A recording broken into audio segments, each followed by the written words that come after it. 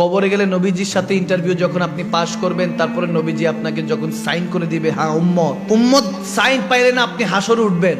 নবীজিকে চিনতেছেন না, নবীকে মানতেছেন না, নবীজির এটা ভুল ধরেন, নওয়াজুবিল্লাহ ওটা ভুল ধরেন, নবীজির নূর মানতে চান না, মিলাদ করতে চান না, কিয়াম করতে চান না। আপনি নবীজির শান শুনলে আপনার এটা হয়, না না আল্লাহর উপর উঠে যাচ্ছে, সুম্মা মাআজাল্লাহ, আপনার এখনো আকলের মধ্যে পর্দা পড়ে আছে, কারণ আমার আল্লাহর উপর নিচ বলতে কিছু কি বলে। আচ্ছা একটু সিম্পল করে দিই, একটা কম্পিউটার বানানো হলো, কম্পিউটারটা বানিয়ে আমি যদি কম্পিউটারের ভিতরে ঢুকি হবে?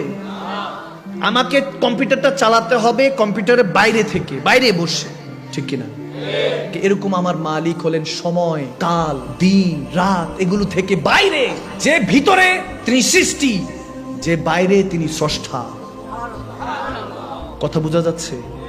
আবার বলতেছেন নবীজিকে উঠাতে উঠাতে আল্লাহর সাথে মিশিয়ে ফেলেছি, আমরাও মিশাবো কি? আল্লাহ বলতেছেন ওয়া রাফা'না লাকা যিকরাক, আমি তেনার শান বাড়িয়ে দিয়েছি, এখন আমরা কমাবো কই থেকে? নবীর শান বাড়িয়েছেন কে?